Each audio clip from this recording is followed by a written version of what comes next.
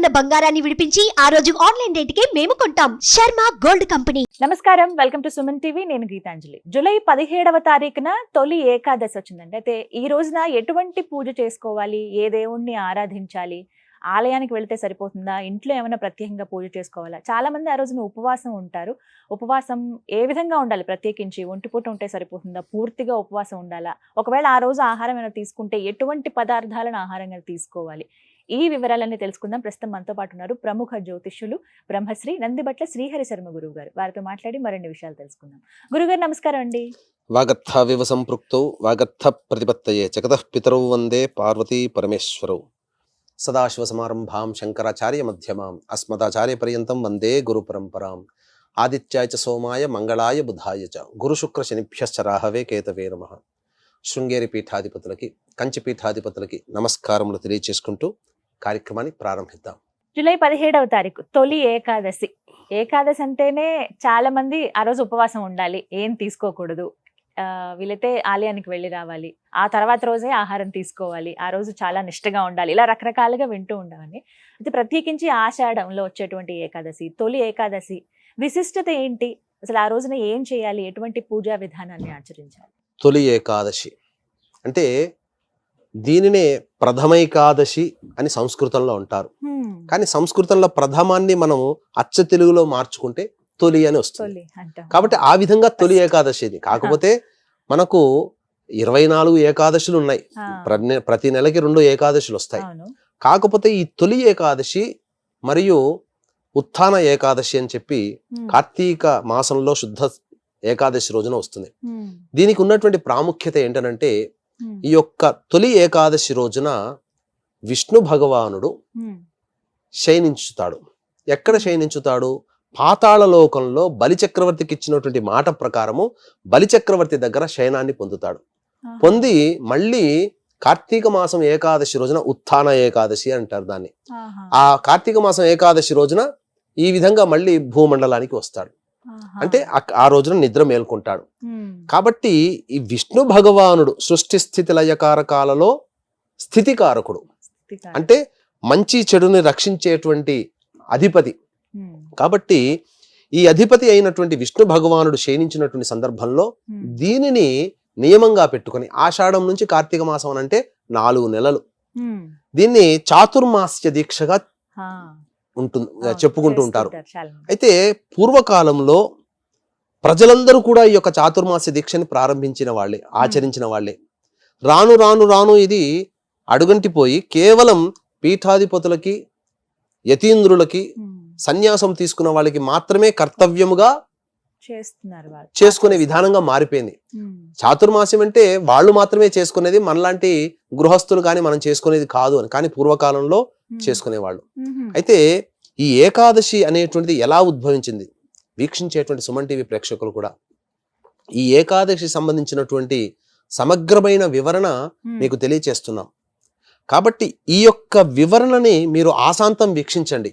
ఎందుకంటేనమ్మా, ఏకాదశి రోజున ఎవరైతే ఇటువంటి ఏకాదశి ఉత్పన్నము, ఏకాదశి ప్రాముఖ్యతను, ఏకాదశి రోజున మనం ఏం చెయ్యాలని చెప్పి తెలుసుకుంటామో ఆ తెలుసుకున్న విధానముతోనే మనకు పుణ్యం సంప్రాప్తిస్తుందట. కాబట్టి ఆశాంతం ఈ యొక్క ఏకాదశి ఉత్పన్నాన్ని వీక్షణ చేస్తే కొంతైనా పుణ్యం మనకు కలుగుతుంది. అసలు ఎలా ఉద్భవించింది తిథి అనేటువంటిది చూసుకుంటే, పూర్వము కృతయుగంలో తాళజంగుడు అనేటువంటి ఒక రాక్షసుని యొక్క కొడుకు మురాసురుడు. ఆ మురాసురుడు బ్రహ్మవర ప్రసాదముతో మునీశ్వరులని, యజ్ఞయాగాది క్రతుల్ని, ప్రజలని నానా రకాలుగా హింసిస్తూ ఉంటే ఎవరు చెప్పుకుంటారు? రాజుకు చెప్పుకుంటారు, లేదా ఇంట్లో సమస్య వస్తే తండ్రికి చెప్పుకుంటారు. ప్రజలందరికీ సమస్య వస్తే భగవానుడికి చెప్పుకున్నారు, రాజులతో సహా. ఆ భగవానుడు విష్ణు భగవాను దగ్గరికి చెప్పుకున్నాడు. అప్పుడు విష్ణు భగవానుడు ఈ యొక్క మురాసురుని సంహరించాలనే ఉద్దేశంతో 1000 ఏళ్ళు ఘోరమైనటువంటి యుద్ధం చేసి అలసి సొలసిపోయి ఒక గుహలో విశ్రమించాడు విష్ణు భగవానుడు. ఆ విశ్రమించినప్పుడు ఆ స్వామి వారి దేహము నుంచి, విష్ణు భగవాను దేహము నుంచి ఒక దేవత ఉద్భవించి ఆ మురాసురుని సంహరించింది. కాబట్టి అప్పుడు విష్ణు భగవాను సంతోషించి నీకేం వరం కావాలి కోరుకోమ్మా అని అంటే, అప్పుడు ఆ యొక్క దేవత స్వరూపమైన స్త్రీ 3 వరాలు కోరుకుంటుంది. ఎప్పుడూ నేను నీకు సదా ప్రియత్వముగా ఉండాలి. ఉమ్, అలాగే నీకు నచ్చినటువంటి తిథుల్లో అత్యంత ప్రాధాన్యత నాకు కలగాలి.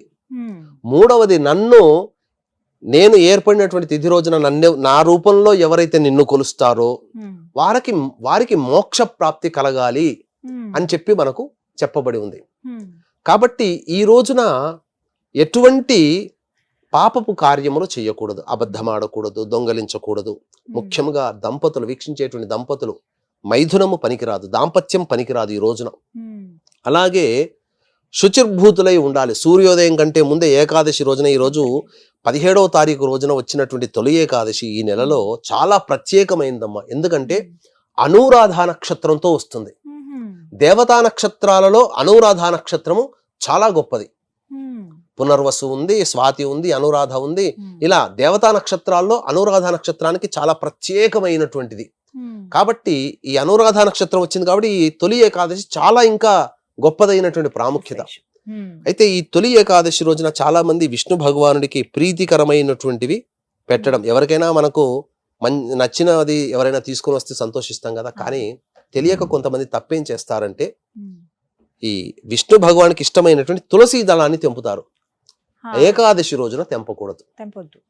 పాపం వస్తుంది. ఉమ్, కాబట్టి ముందు రోజే దశమి తిథి రోజున ఈ యొక్క తులసి దళాలను తీసుకుని వచ్చి, ఉమ్, లేదా ముందు రోజు కోసినటువంటి మాల ఏదైనా కానీ ఉమ్, ఆ స్వామి వారికి పూజా విధానంలో మీరు చేసుకోవాలి. ఉమ్, అయితే ముఖ్యంగా మనం సైంటిఫికల్ గా ఆలోచిస్తే ఈ యొక్క భారతీయులు, ఎందుకంటే మొన్న కరోనా వచ్చింది కదమ్మా, ఉమ్, ఈ కరోనా వచ్చిన తర్వాత ప్రపంచమంతా కూడా పిట్టల్లా రాలిపోయారు. అవును. కానీ భారతదేశంలో చాలా ఇమ్యూనిటీ సిస్టంతో ఎందుకు ఇంతమంది ఉన్నారు అనేటువంటి ఆలోచన చేస్తే ఉమ్, వాళ్ళ ఇండియన్స్ యొక్క ఆచరణ ఎలా ఉంది, పద్ధతులు అని చెప్పి తెలుసుకుందామని వాళ్ళు రీసెర్చ్ చేశారు. చేసిన తర్వాత మన విధానంలో ఉన్నటువంటి ఏకాదశి తిథి యొక్క ప్రాధాన్యత ఉమ్, అంటే, ఈ ఏకాదశి తిథి రోజున పూర్వకాలంలో కఠినమైనటువంటి ఉపవాస దీక్ష పాటించేవాళ్ళు. ఉమ్, ఖచ్చితంగా చేసే. అంటే ఎటువంటి భోజన పదార్థము, ఉడికించినటువంటి భోజన పదార్థాలను తీసుకునేవాళ్ళు కారు. ఉమ్, కాబట్టి వీక్షించేటువంటి సుమన్ టీవీ ప్రేక్షకులు కూడా గమనించాల్సింది ఏంటంటే,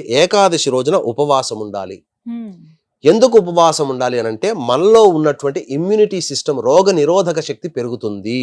ఉమ్, అంటే దీనికి ఏం చెప్పబడింది శాస్త్రం ప్రకారం అంటే, పూర్వము విష్ణు యొక్క అనుగ్రహం చేత జన్మించినటువంటి పాప పురుషుడు, ఉమ్, తర్వాత బ్రహ్మ లలాటము నుంచి ఒక చెమట బిందువు, స్వేద బిందువు భూమి మీద పడి తద్వారా ఉద్భవించినటువంటి రాక్షసుడు, ఉమ్, ఇద్దరూ కలిసి మాకేదైనా, మేము ఉండే ప్రదేశం మాకు కావాలి అని చెప్పి కోరుకున్నారట. ఉమ్, అప్పుడు బ్రహ్మదేవుడు ఏం వరం ఇచ్చారంటే, మీరు ఏకాదశి తిథి రోజున అన్నాన్ని ఆశ్రయించండి.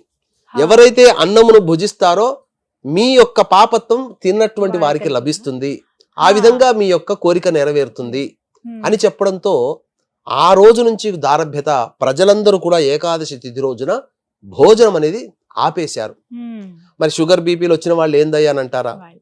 కాబట్టి మంటల మీద, నిప్పుల మీద వేయించినటువంటి చపాతీలు ఇవి తీసుకోవచ్చు. ఉమ్, పేలాల పిండి తీసుకోవచ్చు. అంటే జొన్న విత్తులు ఉంటాయి కదా, మొక్కజొన్న విత్తులతో పేలాలు వస్తాయి కదా, ఉమ్, ఆ పేలాలని పిండి చేసి దేవుడికి నైవేద్యంగా పెట్టి చేసుకోవచ్చు. ఎందుకనంటే విష్ణు భగవానుడికి పేలాల పిండి అంటే మహాప్రీతి. ఉమ్, అందుకనే పేలాల ఏకాదశి అని అంటారు దీన్ని. అంటారు, అవును. కాబట్టి విష్ణు భగవానికి మీరు పూజ చేసి ఉమ్, పేలాల పిండిని నైవేద్యంగా పెట్టి ఉమ్, మీరు గనక భుజించినట్లయితే మీకు ఆ యొక్క ఏకాదశి తిథున శక్తి వస్తుంది. ఉమ్, కాబట్టి ఇబ్బంది లేదు.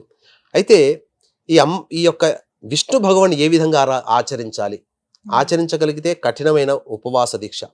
నేను చాలా మంది మధ్వలని అలాగే వైష్ణవుల్ని చూశానమ్మా, ఏకాదశి తిథి రోజున చాలా చక్కగా ఆచరించుకుంటారు. అవునండి. ఎటువంటి భోజన పదార్థం చెయ్యరు. ఉమ్, ఆ రోజల్లా కూడా విష్ణుకి ప్రీతికరమైనటువంటి స్వచ్ఛమైనటువంటి గో ఆజ్యముతో, ఉమ్, ఘృతము అంటారు, ఉమ్, ఆ ఘృతముతో అనగా ఆవు నేతితో దీపారాధన చేసి ఉమ్, విష్ణువుకి చక్కటి ఇష్టమైనటువంటి పసుపు రంగు పూలమాల వేసి, ఉమ్, పసుపు చామంతి పూలమాల వేసిన తర్వాత, లేదా తామర మాల వేయొచ్చు, లేదా మారేడు దళాల మాల వేస్తే ఇంకా విశేషం. ఓ, కాబట్టి ఆ రోజున తులసి చెట్టు దగ్గర ఆవు నేతితో దీపారాధన చేసి, తులసి చెట్టు దగ్గరనైనా దేవుడి చిత్రపటం దగ్గరనైనా ఉమ్, విష్ణు సహస్రనామ పారాయణం చేయాలండి. ఎన్నిసార్లైనా కానీ చేయొచ్చు. ముఖ్యంగా రాత్రిపూట శివరాత్రి రోజున ఏ విధంగా జాగారం చేస్తామో ఏకాదశి తిథి రోజున కనీసం తొలి ఏకాదశి తిథి రోజున అయినా కానీ జాగారం చేసి తెల్లవారి మళ్ళీ స్నానకృత్యాదులు తీర్చుకొని విష్ణు దేవాలయ సంబంధం అనగా లక్ష్మీ నరసింహస్వామి, వెంకటేశ్వరుడు, కృష్ణుడు, రామాలయం ఏదైనా దేవాలయానికి వెళ్ళి ఆ స్వామి వారికి ఇష్టమైనటువంటి పదార్థములు నైవేద్యముగా పెట్టి ముఖ్యముగా ఈ యొక్క ఏకాదశి వ్రతాన్ని ఆచరించి ఎటువంటి భోజన పదార్థం తినకుండా ఉండి ఎటువంటి దాంపత్యం లేకుండా ఉండి ఆ రోజున విష్ణు దేవాలయానికి చేరుకొని అక్కడ ఉన్నటువంటి గోవులకి గనక ఏదైనా గ్రాసము ఇచ్చినట్టయితే ఈ ఏకాదశి తిథి యొక్క పవిత్రమైనటువంటి పుణ్యఫలాన్ని మనం వీక్షించేటువంటి ప్రేక్షకులందరూ పొందుతారు. కాబట్టి ఇది చాలా అత్యంత పవిత్రమైనటువంటి తొలి ఏకాదశి. కాబట్టి ఈ తొలి ఏకాదశి రోజున పురస్కరించుకొని కార్తీక మాస శుద్ధ ఏకాదశి వరకు కూడా విష్ణువుని గనక ఆరాధన చేసిన వాళ్ళకి మోక్ష ప్రాప్తి కలుగుతుంది. గురుగారు, విష్ణువు మోక్షాన్ని ఇస్తాడు ఖచ్చితంగా. పూజను ఏదైనా ఆచరించిన, ఆయన్ని స్మరించిన, ఏమైనా అత్యున్నత క్షేత్రాలను ఏమైనా దర్శించినా కూడా మోక్షం లభిస్తుంది అని అంటారు. ఈ ఏకాదశి ఎప్పటి నుంచో ఆచరిస్తున్న వాళ్ళు ఉన్నారు, ఇప్పటికీ చూస్తున్నాం చాలా మంది ఉన్నారు ఎంతో నియమ నిష్టలతో. మోక్షం అంటే ఎటువంటి మోక్షాన్ని ఇస్తాడు ఆయన? వాళ్ళందరికీ మోక్షం కలిగిందా ఇప్పటి వరకు ఏకాదశి వ్రతాన్ని చేసిన వాళ్ళకి?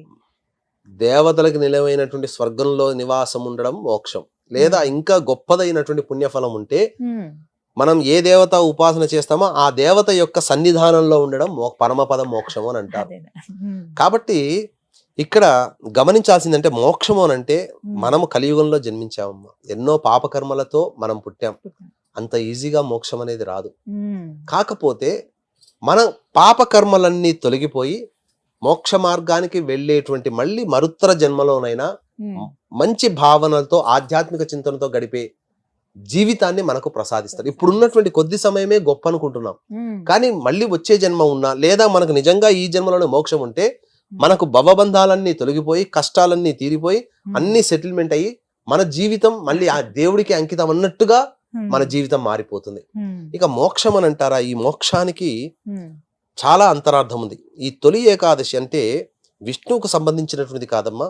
కాబట్టి మోక్షకారకుడు ఈ యొక్క విష్ణు భగవానుడు.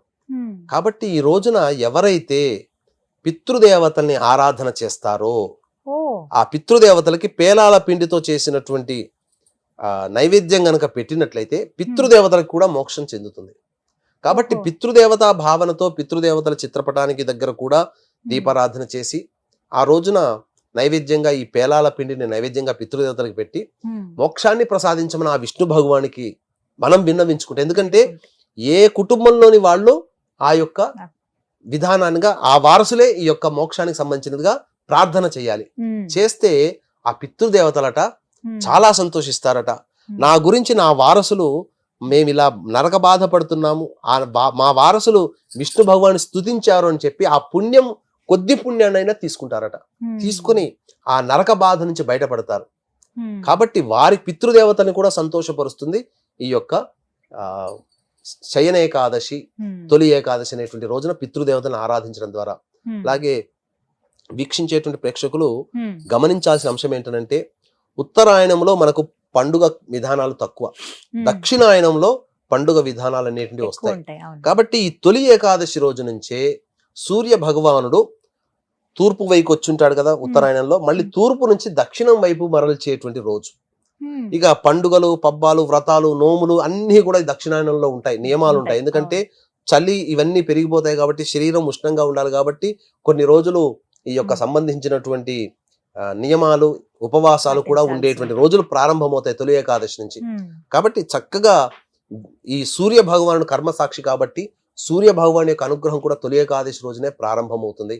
కాబట్టి దక్షిణాయనం కూడా ప్రారంభం అయ్యేటువంటి సందర్భంగా కూడా చెప్పబడింది. కాబట్టి తప్పకుండా దేవతానుగ్రహాన్ని తొట్టతొలిగా పూజలందుకునే దేవుడు ఈ దక్షిణాయనంలో విష్ణు భగవానుడు తొలి ఏకాదశి రూపంలో అందుకుంటాడు. కాబట్టి విష్ణు భగవాన్ యొక్క ఆలయంలో చేరుకొని ఆ విష్ణువుకి ప్రీతికరమైనటువంటి వస్తువులు పేలాల పిండి అయినప్పటికీ లేదా పూలు కానీ, ఇంకా చెప్పాలి అని అంటే వెంకటేశ్వర స్వామికి కుండలో పెట్టినటువంటి పెరుగున్నంని ద్వాదశి రోజున నైవేద్యంగా పెట్టినట్లయితే చక్కటి సంతానంతో పాటుగా వారి యొక్క కోరిక నెరవేరుతుందట. అందుకనే కుండలో. మనకు వెంకటేశ్వర స్వామి వారికి చెప్పబడినటువంటి నైవేద్యాలలో ఈ మట్టి పెంకలో పెట్టినటువంటి దధ్యోజనం ఉంటుంది కదమ్మా, పెరుగన్నం అంటారు దాన్ని. ఆ నైవేద్యం ఎవరికి రాదు, బయటికి రాదు, కొద్దిగా పెడతారు, కొద్ది మందికి వెళుతుంది. విశేష నైవేద్యాలు చాలా ఉన్నాయి వెంకటేశ్వర తిరుమలలో. తిరుమలలో. ఇప్పటికీ కూడా ఆ స్వామి వారికి మట్టి పెళ్లలో ఆ దధ్యోజనం లాంటి పెరుగన్నమే పెడతారు. దద్దోజనం మళ్ళీ మనకు బయట దొరుకుతుంది, కానీ పెరుగన్నమే ప్రత్యేకంగా పెడతారు. కాబట్టి ఈ యొక్క విష్ణుదేవుడికి తామర పూలు పుష్పాలు అలాగే మారేడు దళాలతో మాల వేస్తే చాలా సంతోషిస్తాడట. అంటే లక్ష్మీ స్వరూపమే మారేడు కదమ్మా, లక్ష్మీ చెట్టు రూపంలో అమ్మవారు వెలిసింది.